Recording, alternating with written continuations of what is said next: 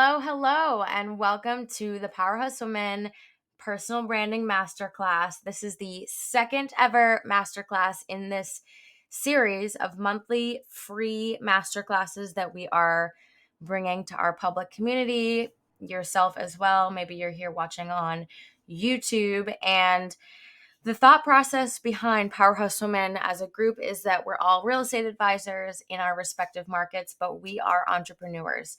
And there are things that we all do in our personal life, in our professional life to help us get to that next level, to help us achieve the things that we have, on our goal list. And we can share this information in a way that is beneficial to you, even if you're not in real estate. So I'm super happy to have you here. Thank you for clicking on this video. There is so much value all about personal branding jam-packed in this masterclass that I have prepped for you guys. I do just want to go on record and just make a little note that this is officially V2 of this masterclass because when I did it the other day live, and it was amazing, so I'm told, I did not hit record, and I definitely was beating myself up about it, and I was very down about it. I almost cried when I realized, but we learned two things. We learned a few things. I'm never going to not hit record again. We grow through what we go through, right? So we fail forward fast, and we're not going to make that mistake again. It's very important, if you can and you're interested, to show up to these master classes live so that you get all of the value out of it that you possibly can, because there's just nothing that can beat that sort of live face-to-face back and forth, especially during the question period. But I did write down everybody's questions that were asked during the live session. I will be re-answering them again during this session. And of course, if you have any other questions, you can always find me on Instagram at Giavanna Silva, just my first and last name, and feel free to slide into my DMs. But without further ado, let's get into the masterclass. First and foremost, who am I? My name is Giavanna Silva. I am so happy to have you here. Grateful, honored, thankful.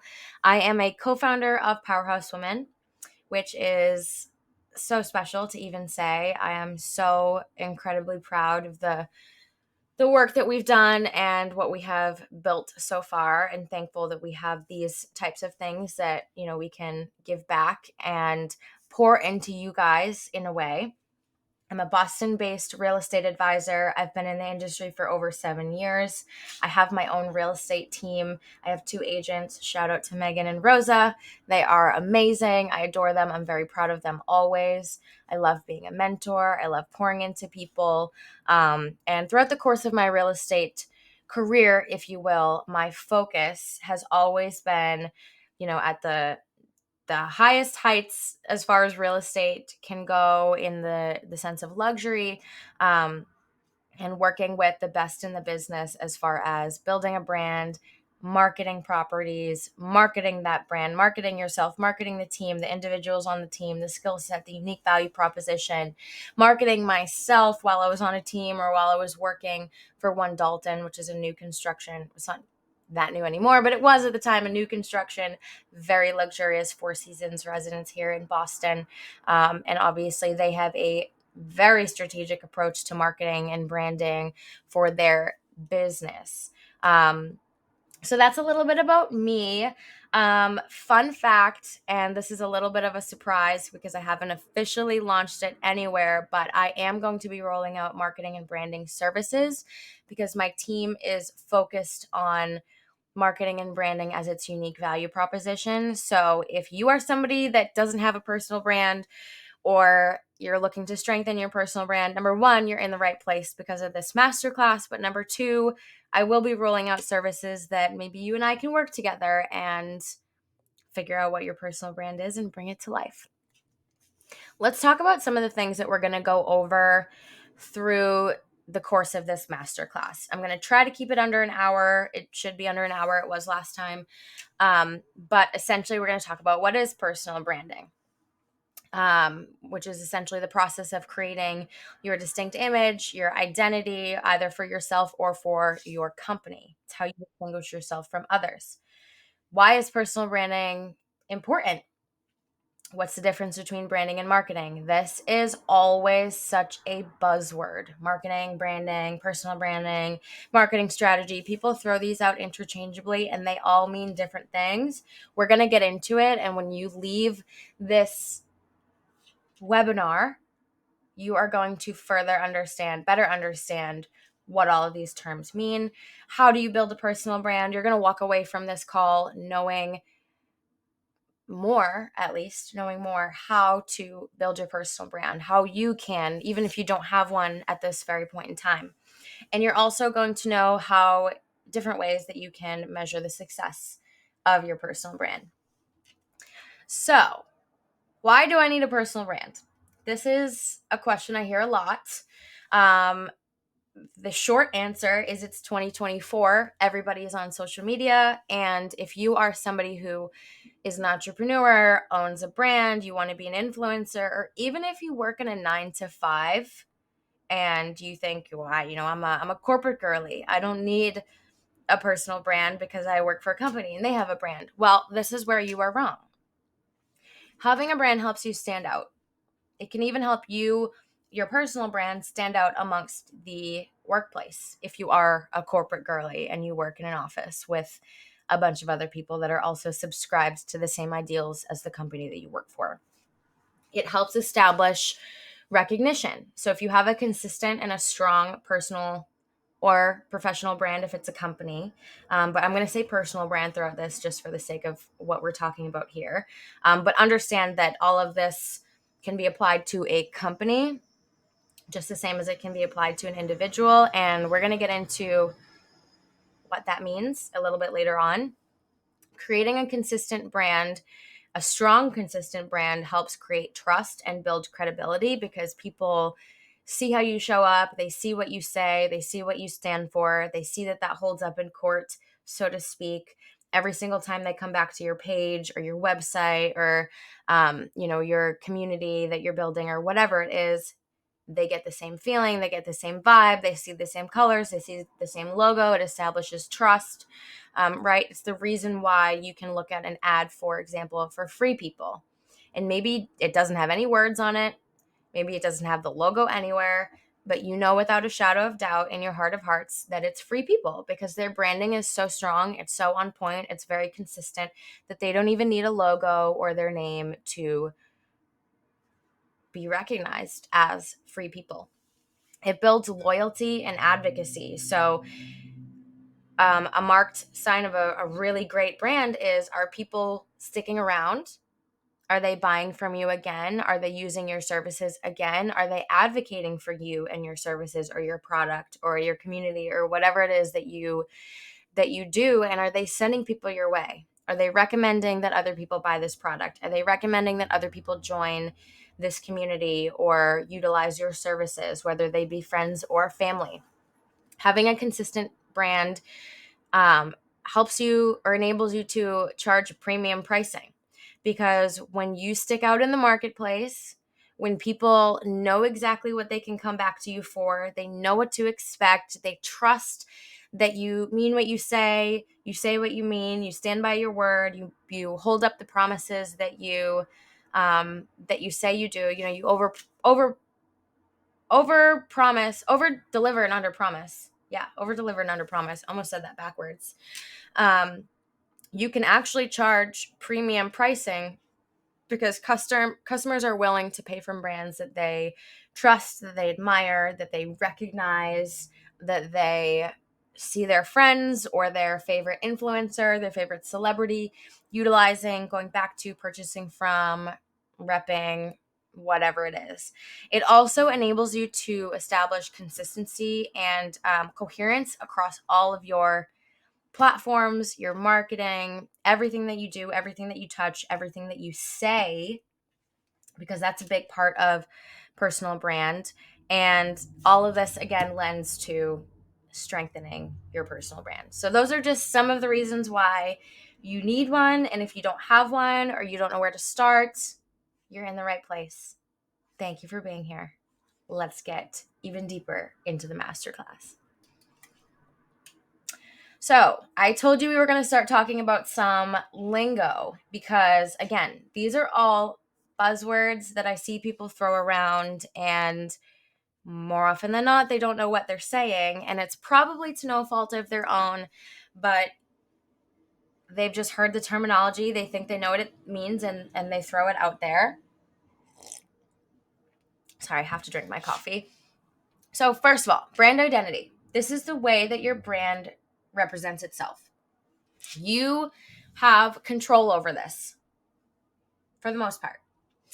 If you are a company or you work for a company, a business, every single person, every single thing that company does, puts out, marketing wise, branding wise, messaging wise, on social media, has an impact on this brand, this company, this business, for better or for worse. So a brand identity is the collection of elements that a company or an individual uses to portray the right image to its consumer. This includes the visual aspects such as the logo, the font sets, the colors that you use, as well as non-visual things like the tone, your messaging, your user experience. So when people go to your website, is it mumbo jumbo? Is it messy? Things like that. The values that you stand for. So are you communicative? Are you responsive? Do you offer white glove service? Things like that.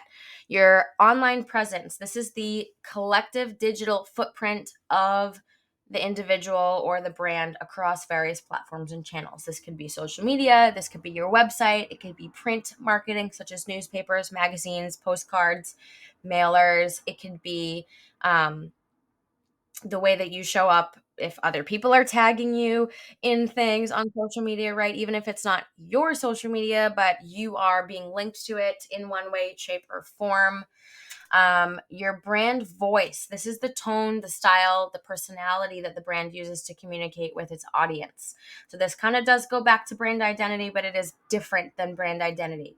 So it's how your brand sounds, feels when it's written in verbal communication. Your Instagram captions, your YouTube captions, your TikTok captions, your email newsletters, your print marketing, if you're doing mailers, anything like that. What is the tone? Is it fun and flirty and witty, or is it more factual and to the point, straightforward, informative, professional? There's a difference, right? Brand strategy. This is a plan for creating and developing the maintenance of this brand. This involves defining the brand's purpose, values, positioning, mission, as well as determining key messages and channels that are going to reach your target audience. We're going to get into that term in a second. Brand storytelling. This is the practice of using stories to communicate your brand's values, to communicate the beliefs that you have, your purpose, the problem that you solve, the unique value proposition that you have to offer. This helps humanize your brand. It helps create a deeper emotional connection, if you will, between the individual that is perceiving your brand and either the brand as a collective or you yourself as a personal brand. Visual branding. This again lends back towards brand identity, but it's different. This is strictly the visual elements that make up the brand, the logo, the color scheme, the font sets that you use. What's your header font? What's your body copy font? What do you use when you're typing out quotes? Or do you have an accent font? And how are they all playing together? There's not really a random way that people are using these fonts when they have a strong personal brand. It's all very calculated.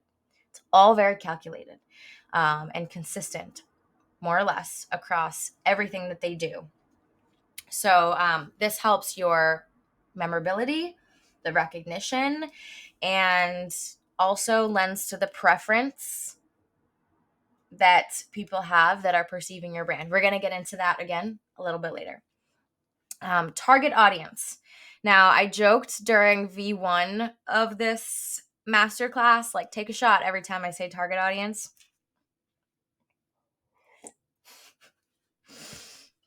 Because I say it a lot because it's very important. The target audience for your personal brand is a particular group of people, demographic of people who are the intended recipient of your product or your service. These people usually share common characteristics. They have similar behaviors, they go to similar places, they have similar wants, desires, needs, problems. So your solution, your product, your community is an answer for them in some way, shape, or form. So defining your target audience is super important. For example, if you are a company that sells protein shakes for people who are into fitness, you know that your target audience is into fitness. So you're going to most likely advertise in places that people that are into fitness hang out: gyms, smoothie bars, healthy restaurants, most likely outdoor activities, outdoor gyms, um, bodybuilding competitions, weightlifting competitions, swim competitions, football games, right? Active environments. If you go and you market at the chocolate store, the chocolate shop, your local, bakery for your protein shakes, you're missing the mark. You're advertising to people, you're marketing your product, but you're missing the mark because this is not your desired, most ideal target audience.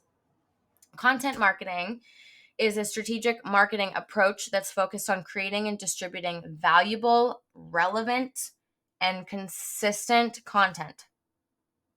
This can be social media content, digital content online. This can be print content. Okay. This can be things in the media. But it is designed to clearly attract, engage, and then convert this desired audience. The goal is to drive some sort of action, which is usually profitable action, right? You're selling a product, you offer a service that costs money. There's a cost associated with maybe the community that you're growing, or maybe there is no cost associated to any aspect of your personal brand, but you still want to drive action. You want people to come, you want them to stay, you want them to engage, and you want them to bring other people. Value proposition is a promise of value to be delivered. So this is your, I'll say, usually unique value proposition, because everybody's is different. Every company's is different, right? Even something like, Google versus Amazon, or Mozilla Firefox, if anybody even uses that anymore. But, they all offer different things. So this is the primary reason typically that a consumer is going to seek you out or to select you, your service, your product, your thing over anything or anybody else. And this is what makes you different. It's what helps you stick out. I would say, hint, hint, you are the magic sparkle here in your personal brand, always. Marketing, last but not least, is the process of promoting and or selling this product or service to said target audience. So I know that was a lot of terminology, but hopefully as I move through the rest of these slides in this presentation, understanding the difference between all of these different terms will help you wrap your brain around everything else that I have for you. So buckle up, stick in with me here, and let's keep it pushing. So what elements make up a personal brand? The personal branding checklist, so to speak. This is going to be brand colors, logo sets, copy, which is any words that are being typed out on your screen, or your captions on social media or in the newspaper or whatever. Slogans, taglines, brand bios, mission statements, core values, things like that. Your brand voice, again, this is your tone. How do you sound? How do you want to sound? And really, really strategically thinking about how the person or the target audience that you want to be reaching is going to feel when they hear your brand voice, when they feel your brand voice. Your visual identity, again, this is everything that you see: the fonts, the logos, the design elements, the imagery, things like that.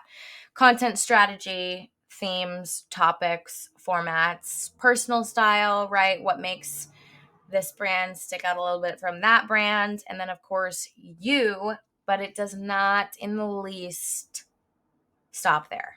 It does not in the least stop there. And I think that that's probably one of the bigger mistakes that I see people making when it comes to personal brand is like, you look at it as this checklist and it's like, okay, I need the logo, check. I need colors, check. I need logo sets, check, or brand copy, check. But if you're stopping there, you're really doing your audience a disservice, and even more so, you're doing yourself a disservice and your brand or whatever it is that your mission is. So I have this really fun branding breakdown. My fiance thought that this was so fast. He's like, where did you get this? I was like, just, a combination of a lot of things that I've seen, taken notes on over the years, and also just like my brain. But I'm going to call this the branding breakdown. And this is talking about the 3 different aspects that make up a personal brand. So you have 3 different key components that all lend to a strong, coherent, cohesive personal brand. Number 1 is brand, which is the way that your audience sees your brand. Then you have branding, which is the way that your brand, your company wants to be perceived. Somewhere between the 2, brand and branding, we got to have some strategy, right? We have brand identity, which is the way that your brand represents itself. This is what I have control over for House of Giavanna or Powerhouse Women or my podcast, right? I have control over this for the most part, like 99% of the time. Somewhere between the brand identity and branding, we have personality. And somewhere between brand identity and the brand, we have perception. And we're going to get into what all of this means. So if you're confused, don't worry. This is going to make so much sense to you in just a moment. We're going to actually utilize Powerhouse Women as a case study, the brand of Powerhouse Women, because I'm a co-founder of Powerhouse Women. This is a Powerhouse Women Masterclass. And my company, House of Giavanna, which again is a marketing and media focused real estate company, has actually played a really big part. And I'm so honored to be able to say that. There's 4 other founders here. We all obviously had a meeting of the minds to bring this brand to life, if you will. But my team, we did a lot. When I say we, I say me. So shout out to everybody on this call who is a team of 1. But yes, so we're gonna go through Powerhouse Women as a personal brand and break down all these 3 things. So number 1, brand. Again, the way that your audience sees your brand. You have very little control over this because perception is everything in this game. Everything. Your brand is a gut feeling. It's a result.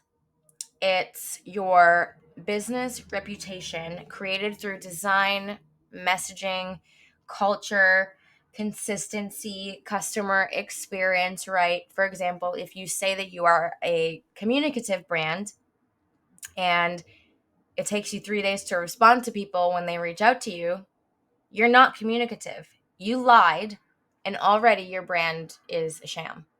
And I'm feeling that. It affects your reputation negatively. I'm not going to go recommend people to reach out to you, to call you, to use your service, buy your product, whatever it is. It's preference, right? Because every single individual has their own lens that they look at the world through. They have their own experiences. They have their own predetermined notions about things, along with their own set of needs, desires, problems, wants, where they're at in life, right? Maybe they're in the future going to be a soulmate client of yours, but right now your personal brand is just not something that they might prefer at this time. It's resonance, right? Going back to that that example that I literally just said, if I do not resonate with, I'm a real estate advisor, for example. If somebody is living at home, is 14 years old, doesn't even have a job, they're not going to resonate with my brand because I help people buy and sell homes. They're not going to resonate with me, and that's okay. But what I don't want to do is show up in a way that's wishy-washy because, I don't want to alienate that 14-year-old because maybe in the future they're going to want to buy something from me. No, if you try to stand for everybody, you stand for nobody, especially yourself. So, resonance. How can you show up in a way, how can your brand show up in a way that resonates with your target audience? I'm going to say it again. It's very important to understand that this varies from person to person. So essentially, every single one of us, every single company, every single influencer has thousands, if not millions, of personal brands out there in the world, because from person to person, they're perceiving wildly differently. So remember, this is not something that you have direct control over, which can be a good thing. Because if you're showing up and you have a strong personal brand and you know what you stand for and you take no prisoners in that sense, if you will, you're absolutely going to detract all of the right kind of people. And what do I mean by that? You're going to detract the people that are not for you, that don't need your product, that don't have a problem for you to solve, that aren't looking for your community, that aren't looking for your business, right? We want to detract those people so that we can make room for the people that are our soulmate clients, like I said moments ago. We want to attract those people. So if you're polarizing and you're turning people away, that's a good thing. If people are unfollowing you, that is a good sign that your personal brand is doing something right, most likely. Or you're just rude and not fun. Just kidding. Brand identity. This is the part of the brand that you have, again, 99.999% control over. Your brand represents itself in a particular way. Now, this is not something that I want you to get too hung up on. I mentioned one of my favorite individuals to follow, Jen Gottlieb. If you don't follow her on Instagram, you should. She's incredible. She's a public speaker. She talks about motivation, personal branding, content, AI, using AI to create content, things like that. She's awesome. But her brand identity is she calls it the ugly grid, if you will. She does not focus on any of this stuff. I don't even know if she has a logo. There is part of me that that stresses me out a little bit, but that's her brand and it's her brand identity and it works for her. Do not kill yourself over this. But this is the visual identity. So your font family, as you can see here, we have our title font, our heading font, subheading, copy, and accent font. It's your brand colors. You can actually find the hex code, which is the name, the technical name, if you will, for a color in Canva, for example. Most of you probably use Canva. If you click on any element, so if I was to click on this, block right here, and then go to change the color and click on the color that it is, you will see a 6-digit combination of numbers and letters that makes up that exact color. So that's a way that you can kind of keep colors consistent across everything that you do. Your tagline, your phrases, your mission statement. Our mission statement is to foster a community of real estate agents committed to collaboration, supporting one another's business growth, and providing exceptional service to international and relocation clients. Phrases, women owned and operated, empower, uplift, and thrive, right? Things like that. Our tagline that you see on our website, national network of elite real estate advisors, straight to the point. What is it? What are we? Why should I care? That type of thing. And then lastly, we have branding, which is the way that your brand wants to be perceived.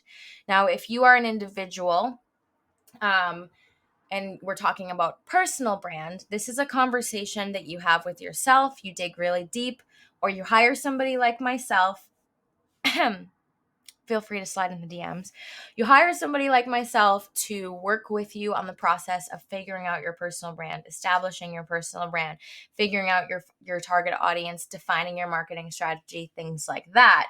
If you are a team or a business and there's more than one of you, this is a conversation obviously amongst all of you guys, or you still call somebody like me to bring into the fold and help you guys establish this personal brand. But this is more of a less than a tangible thing, if you will. It's more of a idea of how do we want to be perceived. So for Powerhouse Women, I just threw out some adjectives: bold, sexy, empowering, uplifting, informative, collaborative, right? We're a mastermind group. There's more than one of us. We want people to know that we're collaborative. So that's why we do posts like this,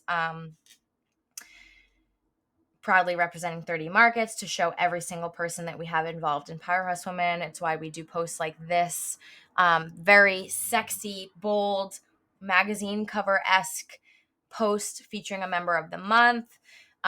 We want to be welcoming. We want to exude a sense of community. We want to establish that we're a resource for people so that they keep coming back.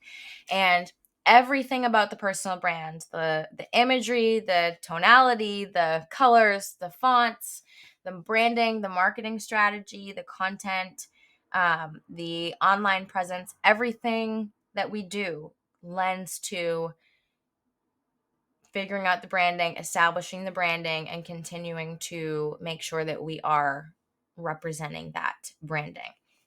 Now, again, remember, if you are a company, or you work for a company, or you work on a team, and there's more than one of you for this brand, every single individual and every single thing that that individual does, or that the company does as a collective, for better or for worse, has an impact on the personal brand or the company brand, for better or for worse. I say that twice because it's super important to all be on the same page. There is no one size fits all as far as personal brands go or company brands go. I just wanted to throw in some other examples of what brands look like outside of just obviously Powerhouse Women. And if you were to zoom in on any one of these images, you would see that they all have brand messaging and tonality and descriptive words, logo sets, colors with hex codes and fonts and imagery to kind of evoke a mood and a feeling and a vibe and an aesthetic. But there's definitely no one size fits all, and it's something that will forever be evolving as you change, as the brand changes, as the world changes, as people's needs change, etc., etc. How can you measure the success of a brand? We've done all of this work to put together the brand, to figure out a marketing strategy for the brand and everything in between. But how do we know if it's working? How do we know if it's achieving what we want it to achieve, right? Success measurement can be looked at in a various number of ways. Brand awareness. This can be measured by tracking metrics such as website traffic, social media engagement, brand mentions on social media or in the media, like print media, for example, surveys and focus groups that can be used to kind of gauge consumer awareness and perception, things like that. That's one way. Brand reach. This is kind of a metric, if you will, that measures the extent to which this brand is reaching its target audience. This can be measured through your analytics on social media, impressions, engagement, comments, DMs, responses, likes, things like that, as well as website traffic and conversion rates. So, for example, if you're a product, are people buying? Is there conversion happening there? That's definitely a way of measuring success. Brand image. This kind of refers more to the perception again of the brand.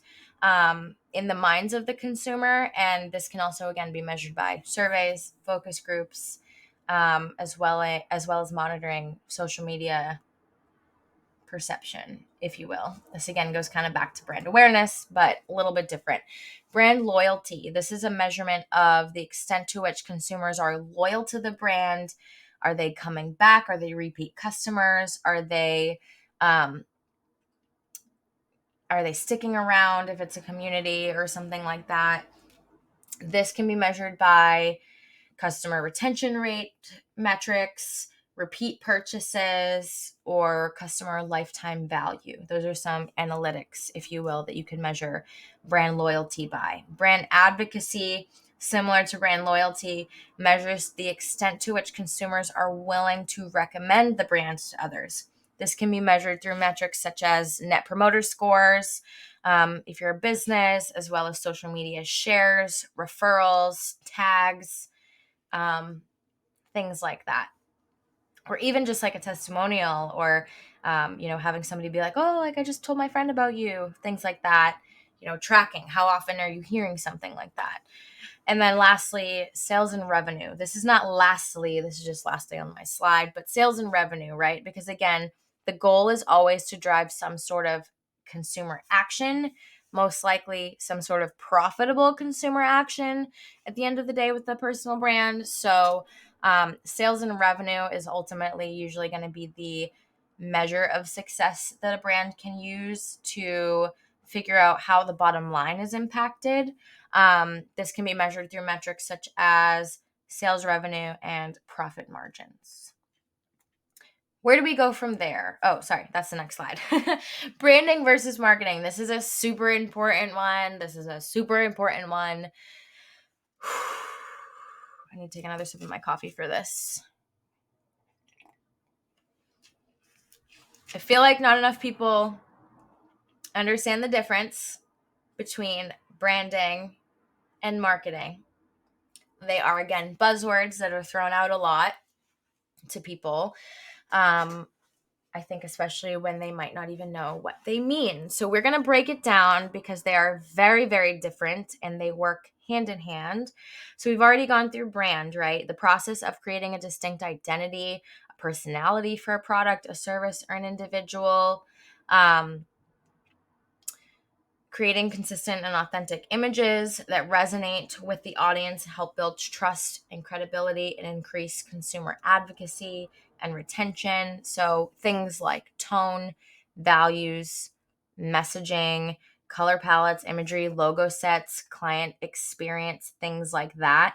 This is really the process of defining the core unique value proposition, the mission, the vision of the brand, as well as identifying the target audience of the brand, who can benefit from this brand, how is it going to be perceived, creating that visual identity, thinking of such, and staying consistent, right? Like, is our image consistent and authentic, and does it help lend to building that trust and that credibility for the brand?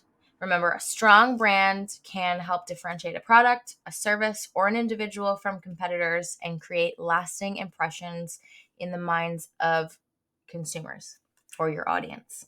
Marketing, on the other hand, okay, the other hand, is the process of promoting and or selling this product or service or individual to said target audience. So this is about creating awareness, generating interest, driving action, purchases, signups, outreach, things like that can be measured from the target audience. A marketing strategy contains a mix of different outlets, media, things like that. So billboards, social media, print advertising, digital advertising, newspaper posting, strategic collaborations, even if it's a reel with a restaurant or some local business in your town.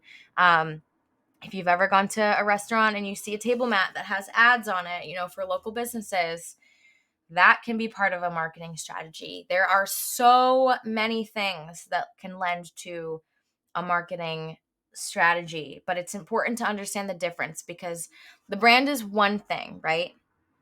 And it's a complex thing at that, if we've learned anything from this masterclass so far.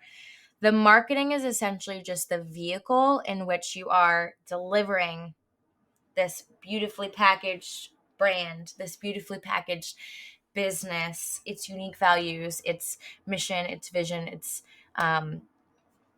all that good stuff. So I hope that helps you understand the difference.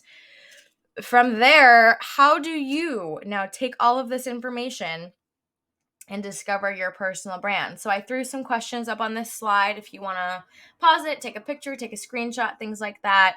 It's really, it starts with asking yourself a lot of hard questions. What are your key strengths and values? Who is your target audience? What are their needs? What sets you apart from other people in your field, right? What makes you unique? What are your short-term goals, your long-term goals? What is your preferred method of communication? What kind of content do you enjoy creating? What kind of experience do you offer? What solution do you need? Do you feel? What are your values as an individual? What are your values as a team, as a company? Things like that. From there, you can start to ask yourself what action steps you can take to actually build this brand. But it starts with a conversation. It's an ongoing process. Again, I mentioned earlier, it's forever evolving.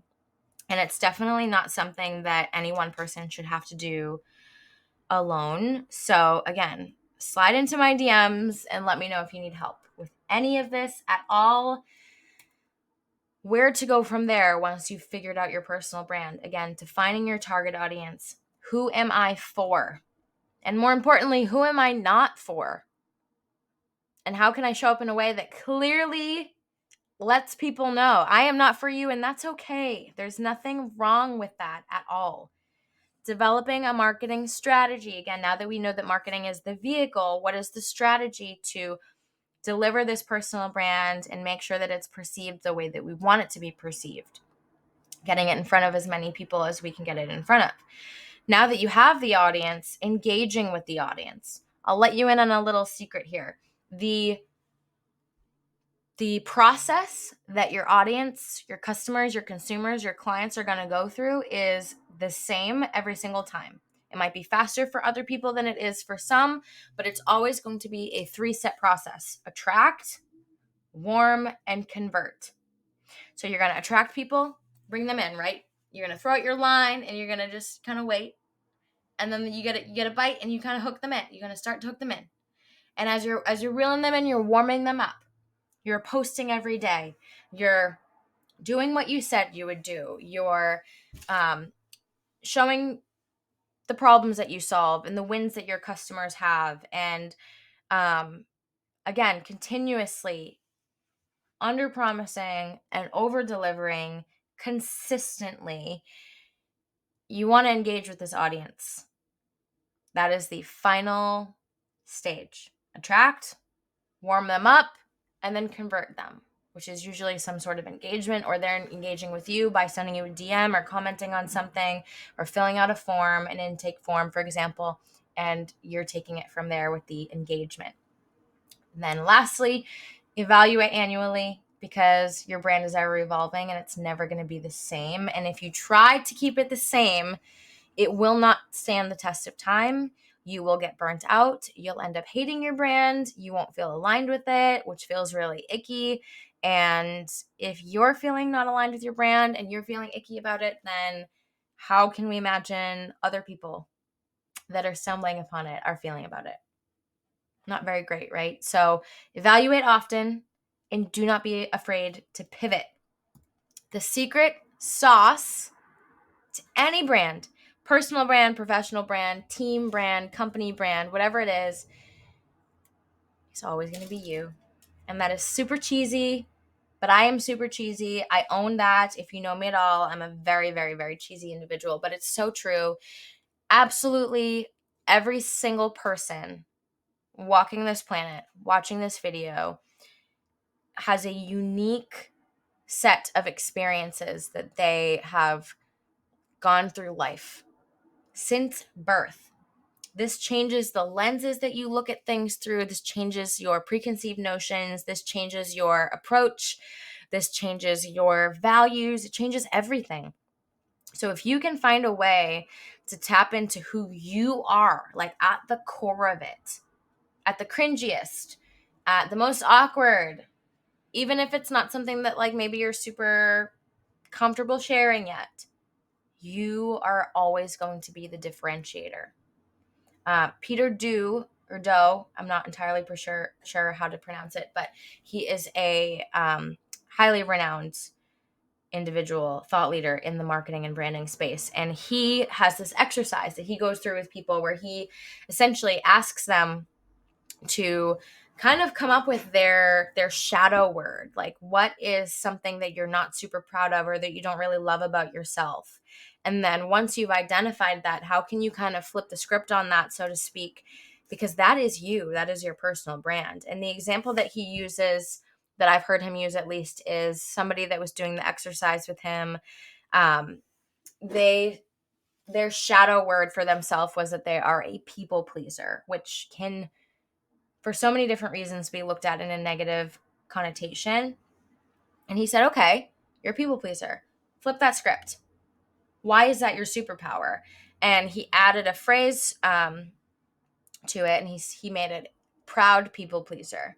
And he used that as his brand because that's what differentiates him. He so very much cares about the way that people feel when they work with him, when they are coming to him, when they're consuming his content. And he really kind of takes that angle through his personal brand, and it works for him. So kind of really dig deep here, and don't be afraid to enter that shadow realm and figure out what are the things that maybe I'm not super proud of, but that really make me who I am, that I can sprinkle as the secret sauce in my personal brands. So that is the end of this personal branding masterclass.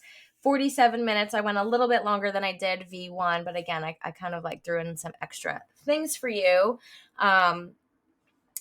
We had 4 questions, 4 really, really great questions during the live call that I'm going to answer now.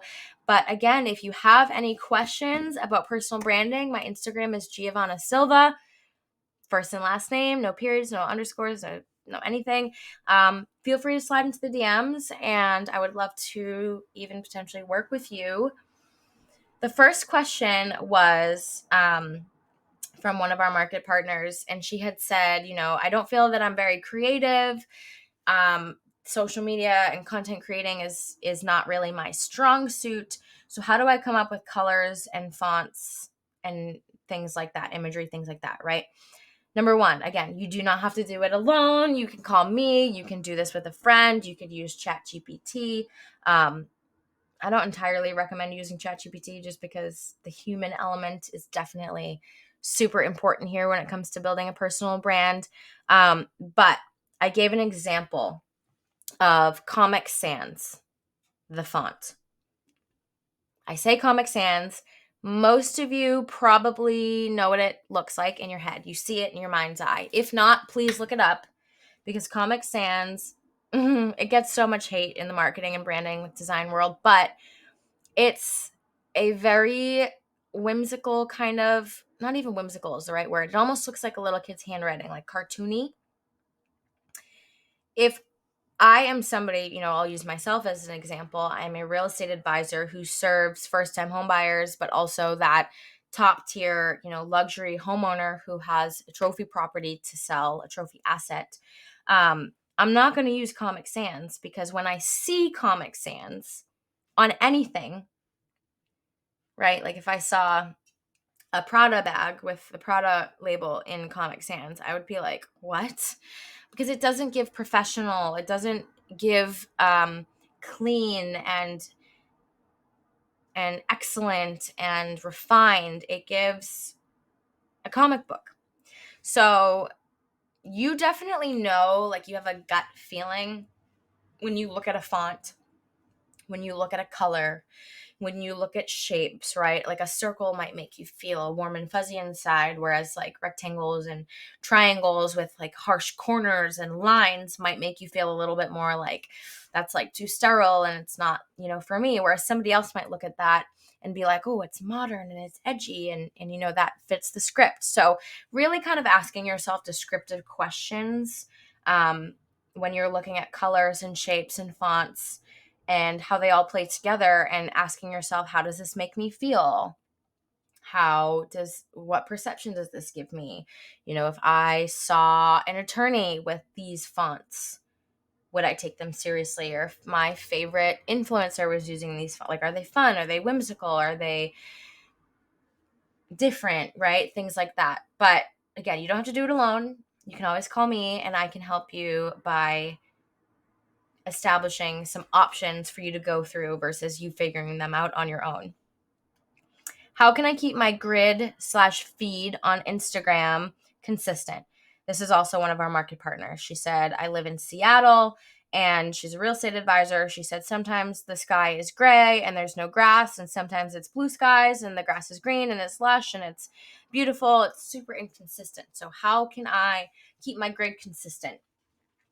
If you have a strong, consistent brand, and you're using the same colors and you're using consistent fonts and you use similar imagery, right? It doesn't really matter what the actual picture is going to be, whether it's gray and gloomy or blue skies and green lush grass, because every other element is kind of lending to the cohesiveness, speaking with everything else that you've posted on your page.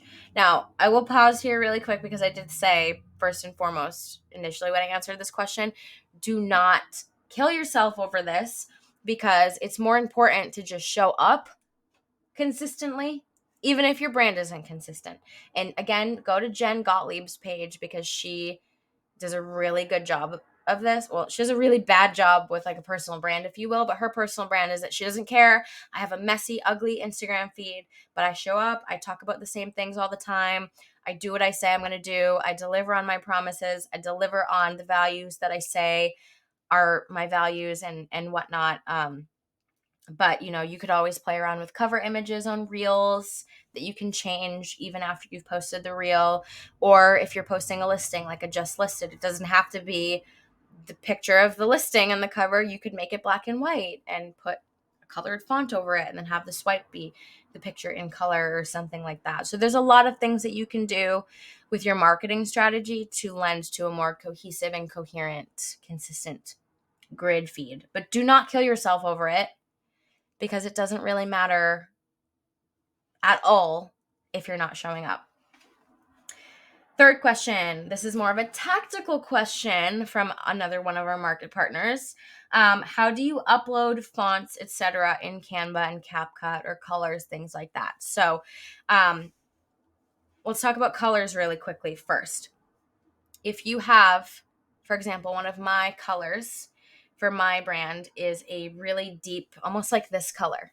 It's like a deep red, burgundy-esque color.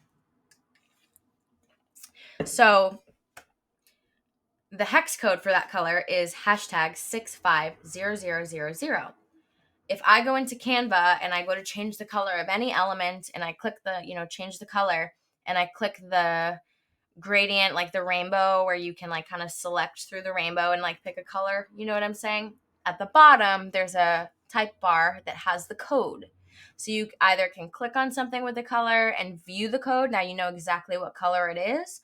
Or you can type in your code and make sure that you have the exact brand colors on everything that you're putting together. You can do the same thing in CapCut or Adobe, for example, if you're doing video editing, to make sure that across everything that you do, the colors are exactly the same. The same thing for fonts. Most fonts that you see people use, like from Canva, are Google fonts, which are free for the most part. You can actually download the font file from Google Fonts. Just type in Google Fonts. Look up Times New Roman, for example, and then you can download it. There are some font factories, fun fact, that is what they are called, that Canva, for example, buys fonts from that if you have a premium Canva membership you can use. But let's say you go over to CapCut and they don't have the font because it's a premium font from a font factory that isn't a Google font. You can actually typically find these either for free or for purchase from the font family or from the font factory. Download the file and then you can upload it to Canva, CapCut, Adobe, Microsoft Word, Google Sheets, whatever it is that you're using to make sure that your fonts are the same across everything that you do. It's pretty awesome. It's definitely more of a tactical thing if you're not super tech savvy and this is something that you're looking for help with. Slide in my DMs and I will send you like a screen recorded video showing you how to do it. How do I define my target audience? This was from a dear friend of mine. This is a really, really, really great question. And again, I know I touched on it a little bit earlier, just because I knew that this was a question. I wanted to dig a little bit deeper into it on this version of the masterclass. But again, if you know your unique value proposition, you know the solution that you offer, the problem that you solve, the community that you offer, whatever it is, if you know and you've done that work, you can really then kind of work backwards almost, if you will, to figure out, okay, now who is this person that can benefit the most from what I have to offer or from what my team has to offer or from what my company has to offer. And if you can identify that person, right? So for me, I'm a real estate advisor. People who are looking to buy homes, so a first-time home buyer, I know how to navigate them through the process. I know how to guide them through the process. I know what questions they're going to have. I know what their struggles are probably most likely going to be, like financially and tactically. So if I know all of those things, I know I can look up the national average age demographic for a first time home buyer, which is usually in the early 30s right now. I think it might be like 33 to 35. So right there, I've got the age. I've got the age demographic. And if I know that they're first time home buyers, these are not people that own a home. So am I going to be advertising in Home Depot? Probably not, because these people are not frequenting Home Depot. They don't have a home. They don't need to go to Home Depot or the garden center or things like that. Most likely, right? I am going to advertise by doing first-time homebuyer seminars. I am going to come up with topics and questions that these individuals most likely have and then produce content to speak to that individual, to those needs, to those problems, to those solutions, and how I'm the one that has those solutions, right? So definitely a loaded question. Not always the easiest thing to do, but it's definitely a matter of working backwards and asking yourself a lot of questions to figure out, who is this person? What do they need? And how do I find them? And how do I get in front of them?